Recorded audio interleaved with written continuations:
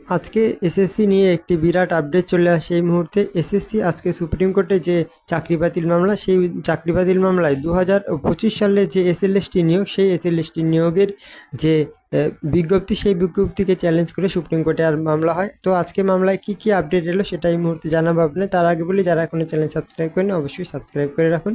এবার বিস্তারিত দেখে নিন আজকে এই মামলার যে ডায়েরি নম্বর 38851/2025, এই ডায়েরি নাম্বার আজকে মামলা ছিল। এবং এই ডায়েরি নাম্বারের মামলার রেসপন্ডেন্ট ছিল স্টেট অফ ওয়েস্ট বেঙ্গল। সাথে সাথে এখানে case number, SLP number, CNR যে নাম্বার আছে, সমস্ত কিছু এখানে দেওয়া রয়েছে। তো আজকে যে এই মামলা ওঠে এবং আজকে মামলার বিস্তারিত তথ্য এই মুহূর্তে দেখুন। অবশ্যই চ্যানেলে যুক্ত থাকুন মামলার সম্পূর্ণ বিস্তারিত খবর পেতে।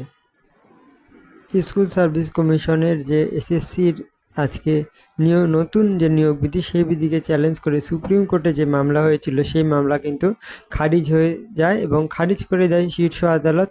এই মামলার আর কোনো গ্রহণযোগ্যতাই রইল না, কারণ আদালত কোথাও বলেনি যে পুরনো বিধি অনুযায়ী নিয়োগ করতে হবে। এটা কিন্তু কোর্ট আজকে জানিয়ে দেয়। নিয়োগ বিধি নিয়ে সিদ্ধান্ত নেওয়ার অধিকার অবশ্যই কমিশনের রয়েছে, এটা জানিয়ে দেয় আদালত। এই সঙ্গে 26,000 চাকরি বাতিলের পর সুপ্রিম কোর্টের নির্দেশ মেনে নতুন নিয়োগের যে বিজ্ঞপ্তি এসএসসি দিয়েছিল, কিন্তু তাতে বেশ কিছু আপত্তি তুলে হাইকোর্টের যান প্রথমে চাকরি প্রার্থীদের একাংশ।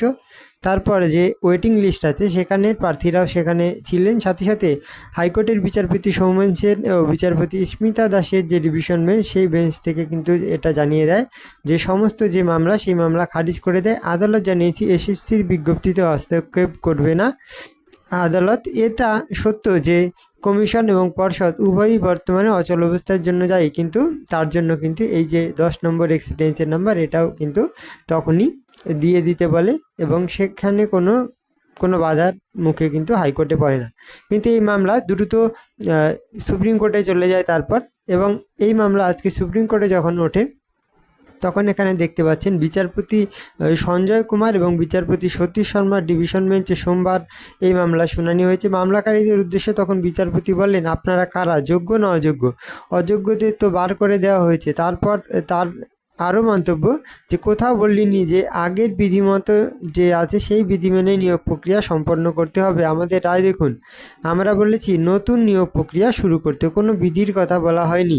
এসএসসি একটি দায়িত্বপ্রাপ্ত সংস্থা, এই অবস্থায় নিয়োগ নিয়ে তারা সিদ্ধান্ত নিতে পারবে, অর্থাৎ যে 10 নম্বর তারা এক্সট্রা দিয়েছে অভিজ্ঞতার নম্বর, সেটা নেওয়ার এবং সেই নম্বরটা যে যোগ্য ক্যান্ডিডেট যারা আছে তাদের দেওয়ার যেতেই পারে, এটা কিন্তু বলা হয়। এরপরে দেখতে পাচ্ছেন এখানে যারা বঞ্চিত অর্থাৎ টেন্টেড, তারা যোগ্য বা অযোগ্য কোনো তালিকাতেই ফেলা যায় না। আদালতের পর্যবেক্ষণ, এই মামলাকারীরা নিয়োগের জন্য নির্বাচিত হননি, তাহলে তাদের দাবি যে গ্রহণযোগ্যতা থাকতে পারে কিভাবে?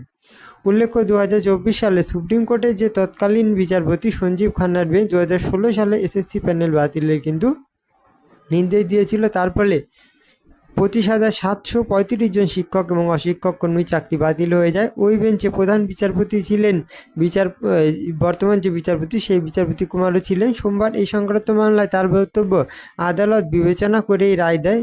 সে সময় প্রধান বিচারপতি রায় ঘোষণার আগে আমার সঙ্গে আলোচনা করেছিলেন, আমি এই রায়ের সঙ্গে সহমত হয়েছিলাম। তারপর রায় ঘোষিত হয়েছে, তাই দুঃখিত, আপনাদের দাবি আর মানতে পারছি না। এই মামলা গ্রহণযোগ্যতা আর থাকলো না।